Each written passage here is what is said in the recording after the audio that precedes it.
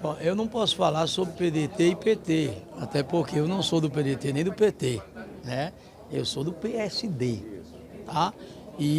Portanto, eu posso falar sobre PSD. O nosso partido é um partido que tem autonomia política, é um partido que tem uma organização em praticamente quase todos os municípios do estado de Ceará e que, naturalmente, convidado que foi para formar um bloco na Assembleia Legislativa com o Partido dos Trabalhadores e com outros partidos, PSDB, Cidadania, para essa questão de conformação interna na Assembleia Legislativa e dar um suporte naturalmente ao governo, ao tempo que se está compondo um bloco que é liderado pelo PT, seria falta de razoabilidade você compor um bloco e fazer oposição ao governo. O governador Elmano tem dado sinais que quer recompor essa base. O PSD me indicou como candidato a vice-governador em um projeto que era público, e você da imprensa conheciam todos, em que o PT indicaria o ex-governador Camilo como candidato a senador, o PDT indicava o candidato a governador e o PSD a vice-governador.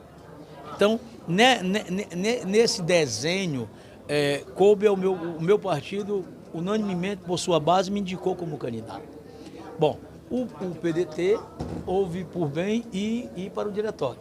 E daí houve essa disputa e o PDT rachou. E a partir daí houve um rompimento com o PT. Nós do PSD tínhamos nada a ver com isso. Até porque nós estávamos dentro de um desenho em que unia todos. Evidentemente, seria um ato de fragilidade política e de incorreção pessoal, depois de estar composto com o PDT, se eu abandonasse o Roberto Cláudio.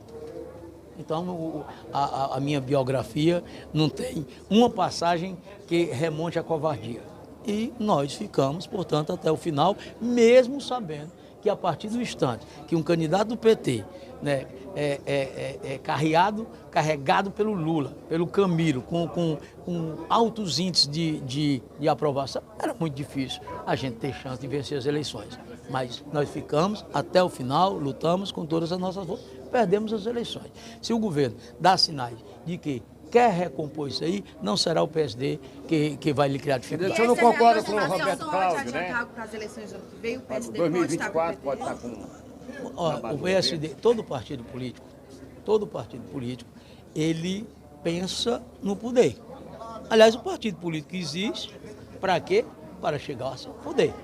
Então, é claro que o primeiro olhar do PSD é ver dentro dos seus quadros aquilo que vocês estão falando naturalmente de eleições de Fortaleza, né? Sim. Eleições de Fortaleza. Então, nós estamos em todo o interior. Nós temos um acerto que já tínhamos desde antes com o PT e com o PDT. Qual é? Nós respeitamos as circunstâncias de cidade a cidade. Há locais, por exemplo, o PDT foi o partido que nós mais tivemos aliança no Ceará e foi o partido que nós mais disputamos no estado. Aonde se tinha ambiência de aliança foram feitos, com a liderança locais e as circunstâncias locais, sem uma imposição naturalmente, de cima para baixo, até porque, imagina só, tu é filiado ao PSD, deseja ser candidato a prefeito da sua terra, se organizou o partido para isso, aí chega o presidente estadual do partido e sai daí, não pode ser você não, tem que ser outro. Isso é um ato não só de desrespeito às pessoas, mas de muita falta de compostura ética. Então, o nosso partido e a nossa conversa sempre foram abertas. Aonde der para a gente ficar junto, a gente fica. Aonde não der, a gente disputa. E assim foi. Como foi com o próprio PT, como foi com os outros. Vou dar um exemplo. Nós não podemos apoiar o PT em cidades-chaves, que eles entendiam como cidades-chaves e que procuraram o nosso apoio, como Quixadá, por exemplo. Por quê? Porque nós tínhamos o Ricardo Silveira como candidato, com compromisso do partido como candidato, e não podemos apoiar. Não podemos apoiar, porque nós tínhamos, por exemplo, no município de Lava da Mangabeira, um compromisso com o candidato Ronaldo da Madeireira, claro, aberto, e não podemos aceitar o convite que foi feito para poder desalinhar isso. Ou seja, nós mantivemos os nossos compromissos.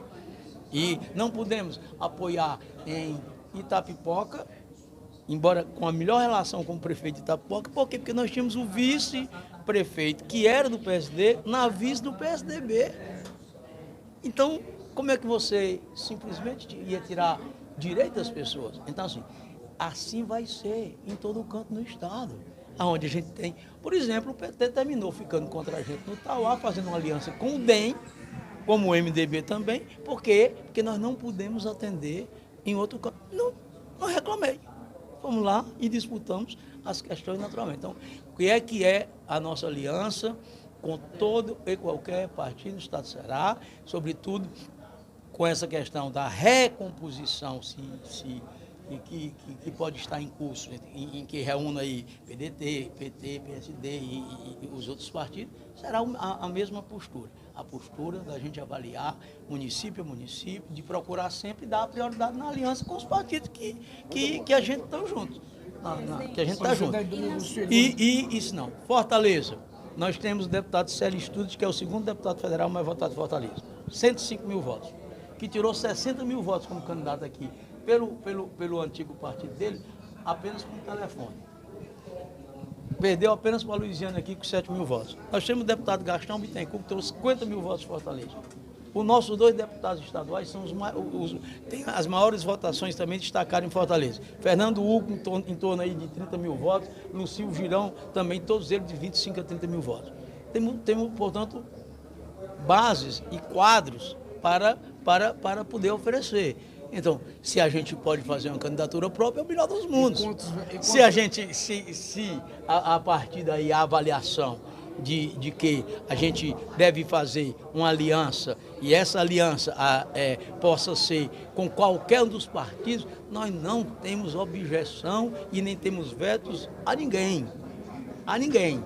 Então, assim, estou assistindo, trabalhando no fortalecimento do nosso partido em Fortaleza, em todos os outros municípios, no momento adequado, e não tem eleição agora, e nem se decide agora. Vocês que acompanham isso sabem que as tradições nossas aqui é chegar, às vezes, 2 dias antes da convenção e não ter os candidatos. Então, isso só vai ocorrer, evidentemente, no momento adequado. Presidente.